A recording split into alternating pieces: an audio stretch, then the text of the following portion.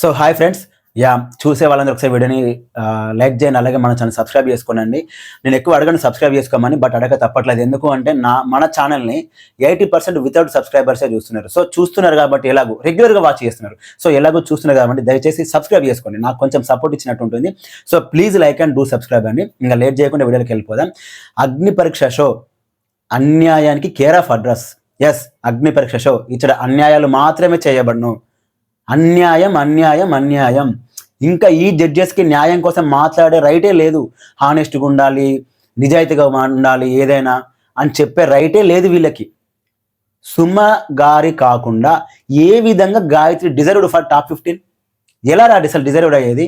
Sorry, ఎవరైనా offend అయితే నేనేం చేయలేను, నాకు ఆ బూతులు వచ్చేస్తున్నాను. అరే ఎట్లా అసలు సుమ అంత ఎఫర్ట్స్ ఇచ్చిన క్యాండిడేట్ కాకుండా మీరు ఎలా గాయత్రిని టాప్ 15లో తీసుకుంటారు? ఆమె ఆడిషన్ బాగాలేదు, ఆమె ఎఫర్ట్స్ బాగాలేవు, ఆమె వాయిస్ అవుట్ ఎక్కడ చేయలేదు. అలాంటి కంటెస్టెంట్ని మీరు ఏ విధంగా తీసుకుంటారు? క్లియర్గా తెలిసిపోతుంది రికమెండేషన్ క్యాండిడేట్ అని. క్లియర్గా చూస్తున్న వాళ్ళందరికీ తెలుసు అది రికమెండేషన్ క్యాండిడేట్ అని. మీరు కేవలం బిగ్ బాస్ అగ్నిపరీక్ష ఒక పేరు పెట్టి మీకు నచ్చిన వాళ్ళని సెలెక్ట్ చేసుకుంటున్నారు. ఆ మాత్రం దానికి సామాన్యుడికి మేము ఛాన్స్ ఇస్తామన్నాం ఎందుకు? ఎలా ఇది ఎట్లా జస్టిస్ అవుతుంది? ఇది ఏ విధంగా కరెక్టు? క్లియర్గా అక్కడ అంత కారం తిని ఆ బెలూన్స్ ది అంత ఎఫర్ట్స్ ఇచ్చిన క్యాండిడేట్ని కాకుండా ఆ క్లిప్పులు పెట్టుకుని నన్ను అడిగితే ఈ డేరా డై టాస్క్లో మొత్తంగా కలుపుకుంటే ఈజియెస్ట్ టాస్క్ అంటే ఆ క్లిప్పులు పెట్టుకోవడమే. అలాంటి టాస్క్లో ఈమె గివప్ ఇచ్చింది. ఆమెను తీసుకెళ్ళి టాప్ 15లో కూర్చోబెడతారా? సెకండ్ ప్లేస్ వచ్చిన జ్యోష్నా రెడ్డిని టాప్ 15 నుంచి తీసేస్తారా? ఎట్లా అసలు ఇది జడ్జిమెంట్ వచ్చేది? దీన్ని ఏ విధంగా అసలు? ఇది నిజంగా దిక్కుమాలిన జడ్జిమెంటే. రికమెండేషన్ క్యాండిడేటు ఈ రోహిత్ ఒక టాస్క్ గివప్ ఇచ్చాడు. సరే, ఆయన గివప్ ఇచ్చి నేను పక్కన పెడితే ఆయనకన్నా ఎక్కువ బాధ వీళ్ళకు ఉంది. వీళ్ళు తెగ ఫీల్ అయిపోతున్నారు. అరే నువ్వు రోహిత్ నువ్వు వాడు ఆయన పుషప్ చేస్తున్నారు. లాస్ట్ సీజన్లో మర్యాద మనిషిని ఎట్లా అయితే పుషప్ చేశారో రోహిత్ని అలా పుషప్ చేస్తున్నారు. ఆయనకు పిలిచి మరీ ఛాన్స్ ఇస్తున్నారు రోహిత్కి. అదే ఛాన్స్ వేరే వాళ్ళకి ఇవ్వచ్చు కదా. ఎందుకు ఈయనకి ఇంత దారుణంగా ఇంత ప్రియారిటీ ఇవ్వడం? క్లియర్గా తెలిసిపోతుంది ఆయననే వీళ్ళు. నాకు తెలిసిన కరెక్ట్ మీ ఫైవ్ రాంగ్ నేను అనుకుంటున్నా. సరే, ఇలా ఫైవ్ రాంగ్ కూడా ఏం లేదు, నేను అనుకుంటున్నా ఖచ్చితంగా రోహిత్ని బిగ్ బాస్ షోకి తీసుకుంటారు. అది అర్థమైపోతుంది. ఆయన ఏం ఆడినా ఆడకపోయినా ఆయనని వీళ్ళు ట్రిగర్ చేస్తూ ఆడించేలాగా చేస్తున్నారు. ఇంత దారుణమా? క్లియర్ కట్గా అర్థమైపోతుంది కదా. అది రికమెండేషన్ క్యాండిడేట్స్ అని వీళ్ళిద్దరు. రికమెండేషన్ కోట్ అని ఎవరు ఏమైనా అనుకోని, it's my statement, not only opinion, స్టేట్మెంటే. వాళ్ళిద్దరు రికమెండేషన్ క్యాండిడేట్సే. ఎందుకు?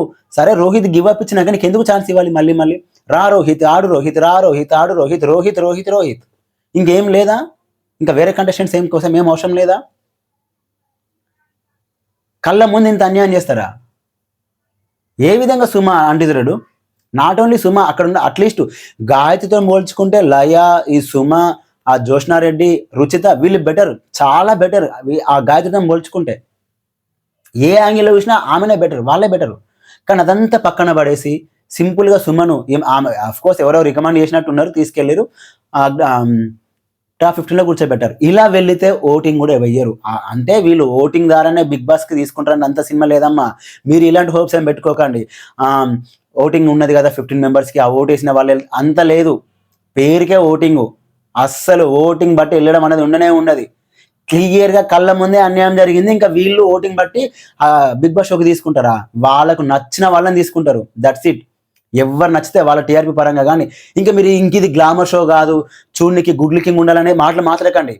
ఈ మాటలు మాట్లాడే హక్కు కూడా లేదు ఈ జడ్జెస్కి, ఆ యాంకర్ శ్రీముఖికి. తెలిసిపోయింది. ఇంకా వాళ్ళకి నచ్చిన వాళ్ళని తీసుకెళ్ళి బిగ్ బాస్ షోలో కూర్చోబెడతారు అంతే. పేరుకు మాత్రం ఓటింగ్. ఎందుకంటే ఆడిసాడు ఒక బజ్ క్రియేట్ అవ్వాలి, మేము న్యాయంగానే వెళ్తున్నాం అని చెప్పి, సామాన్యులకు ఇంత మంచిగా ఛాన్స్ ఇస్తున్నాం అని చెప్పి ప్రూవ్ చేయించుకోనికి ఓటింగ్ అని ఒక పేరు పెట్టారే తప్ప ఓటింగ్తోని వాళ్ళని తీసుకునే ప్రసక్తే లేదు. తీసుకోరు కూడా. వాళ్ళకి నచ్చిన వాళ్ళని సెలెక్ట్ చేస్తారు.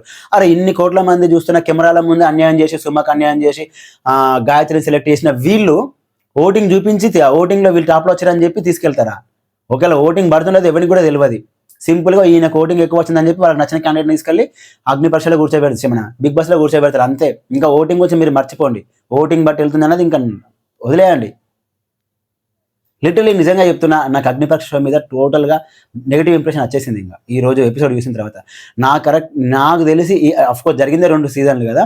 ఈ 2 సీజన్లలో దరిద్రమైన వరస్ట్ చరిత్రలో ఈ అగ్నిపరీక్ష చరిత్రలో నాకు తెలిసి దీనంత వరస్ట్ జడ్జిమెంట్ వరస్ట్ ఎపిసోడ్ ఇంకొకటి ఉండకపోవచ్చు, అంత వరస్ట్ జరిగింది.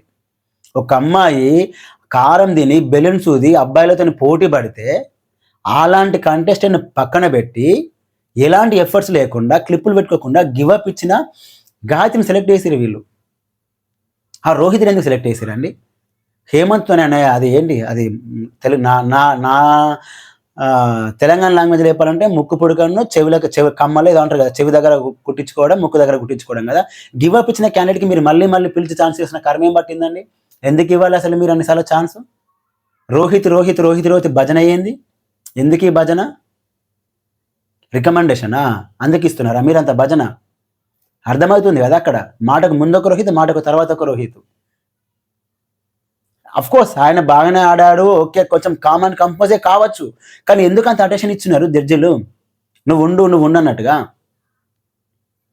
అది తప్పు కదా.